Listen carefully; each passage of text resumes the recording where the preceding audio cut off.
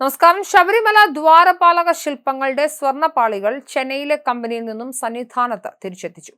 ഹൈക്കോടതിയുടെ അനുമതി വാങ്ങി തിരികെ സ്ഥാപിക്കാനാണ് തീരുമാനം. സ്വർണ്ണപ്പാളികൾ തീരുമാനമാകുന്നതുവരെ സ്ട്രോങ് റൂമിൽ സൂക്ഷിക്കും. അറ്റകുറ്റപ്പണികൾക്കായി കൊണ്ടുപോയി 1 മാസത്തിനു ശേഷമാണ് ഇവ സന്നിധാനത്ത് തിരിച്ചെത്തിച്ചത്. കോടതി അനുമതിയില്ലാതെ സ്വർണ്ണപ്പാളികൾ അറ്റകുറ്റപ്പണികൾക്കായി ചെന്നൈയിലേക്ക് കൊണ്ടുപോയത് വലിയ വിവാദമായിരുന്നു. വിഷയത്തിൽ കോടതി ഇടപെട്ടു. അന്വേഷണത്തിന് ദേവസ്വം വിജിലൻസിനെ ചുമതലപ്പെടുത്തി. അതിനാൽ കോടതി അനുമതിയോടെയായിരിക്കും തുടർ നടപടികൾ.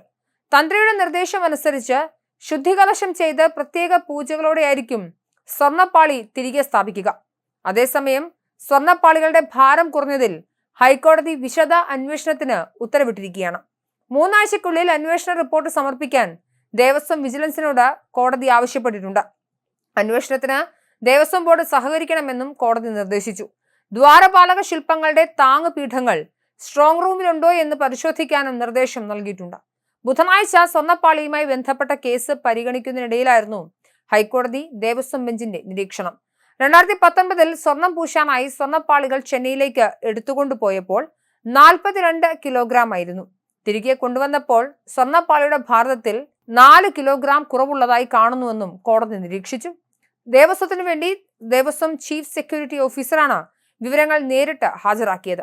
ശബരിമലയിലെ വസ്തുവകകളെ കുറിച്ചുള്ള വിവരങ്ങളാണ് ദേവസ്വം ചീഫ് സെക്യൂരിറ്റി ഓഫീസർ കോടതിയെ ധരിപ്പിച്ചത്. ഈ രേഖകൾ പരിശോധിച്ചപ്പോഴാണ് കോടതി സംശയങ്ങൾ ചോദിച്ചത്. സ്വർണ്ണപ്പാളി ശബരിമലയിൽ എത്തിച്ചപ്പോൾ എന്തുകൊണ്ട് ഭാരം പരിശോധിച്ചില്ല എന്നും ഹൈക്കോടതി ചോദിച്ചു. സ്വർണ്ണപ്പാളി വിവാദവുമായി ബന്ധപ്പെട്ട് സ്പോൺസറായ ഉണ്ണികൃഷ്ണൻ പോറ്റി നിർണായക വെളിപ്പെടുത്തലുകൾ നടത്തിയിരുന്നു. ദ്വാരപാലക ശില്പങ്ങൾക്ക് വേറൊരു പീഠം കൂടി നിർമ്മിച്ച് നൽകിയിരുന്നു എന്നാണ് അദ്ദേഹം പറഞ്ഞത്. ശില്പങ്ങൾക്ക് രണ്ടാമതൊരു പീഠം കൂടി നിർമ്മിച്ച് നൽകിയിരുന്നു. 3 പവൻ സ്വർണം ഉപയോഗിച്ചാണ് പീഠം തയ്യാറാക്കിയത്. ആദ്യമുണ്ടായിരുന്ന പീഠങ്ങളുടെ നിറം മങ്ങിയപ്പോൾ പുതിയത് നിർമ്മിച്ചു. എന്നാൽ അളവിൽ വ്യത്യാസമുണ്ടെന്ന് ദേവസ്വം അറിയിച്ചു. വഴിപാടായി നൽകിയതിനാൽ തിരികെ ചോദിച്ചില്ല. പീഠം സ്ട്രോങ് റൂമിൽ ഉണ്ടാകുമെന്നാണ് കരുതിയത്. എന്നാൽ പീഠം എവിടെയെന്നതിൽ ഇപ്പോൾ വ്യക്തതയില്ല. അറ്റകുറ്റപ്പണിക്ക് കൊണ്ടുപോയപ്പോൾ പീഠത്തെക്കുറിച്ച് തിരക്കിയിരുന്നു. അതിന് മറുപടി ലഭിച്ചില്ല. വിജിലൻസ് അന്വേഷണം നടക്കട്ടെ എന്നാണ് അദ്ദേഹം പറഞ്ഞത്. അതേസമയം സന്നിധാനത്ത് വലിയ രീതിയിലുള്ള മാറ്റങ്ങൾ ഉണ്ടാക്കും എന്ന് പറഞ്ഞുകൊണ്ടാണ് ആഗോള അയ്യപ്പ സംഗമം നടത്തിയത്. ഇതുമായി ബന്ധപ്പെട്ട ചർച്ചകളിൽ നിന്ന് വരുന്ന നല്ല നിർദ്ദേശങ്ങൾ നടപ്പിലാക്കുമെന്നും സമഗ്രമായ ശബരിമല മാസ്റ്റർ പ്ലാൻ നിർമ്മിക്കുമെന്നുമായിരുന്നു സംസ്ഥാന സർക്കാർ പറഞ്ഞത്. ഇതുമായി ബന്ധപ്പെട്ട് നിരവധി നിർദ്ദേശങ്ങൾ വന്നത് റിപ്പോർട്ട് ചെയ്യപ്പെട്ടിട്ടുണ്ട്.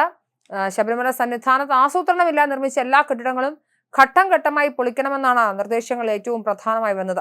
ആഗോള അയ്യപ്പ സംഗമത്തിലെ പാനൽ ചർച്ചയിൽ നിർദ്ദേശം ഉയർന്നത് കുംഭമേള പോലെ ശബരിമല മണ്ഡല മകരവിളക്ക് കാലം ബ്രാൻഡ് ചെയ്യണം, ആൾക്കൂട്ടം നിയന്ത്രിക്കാൻ ഡ്രോണും AI ഉപയോഗിക്കണമെന്നും ചർച്ചകളിൽ നിർദ്ദേശം വന്നു. ക്ഷേത്രത്തിനോട് ചേർന്നുള്ള അപ്പമരവണ നിർമ്മാണശാല മാറ്റി സ്ഥാപിക്കണം, ആഴിക്ക് സമീപമുള്ള പ്രസാദ മണ്ഡപത്തിനോട് ചേർന്ന് പുതിയ ശാല നിർമ്മിക്കണം, ആസൂത്രണമില്ല നിർമ്മിച്ച സന്നിധാനത്തെ കെട്ടിടങ്ങൾ ഘട്ടം ഘട്ടമായി പൊളിക്കണം തുടങ്ങി നിരവധി നിർദ്ദേശങ്ങളും വന്നിട്ടുണ്ട്. എന്തായാലും ശബരിമലയിൽ സമഗ്രമായി മാറ്റങ്ങൾ ഉണ്ടാകുമെന്നാണ് സൂചന.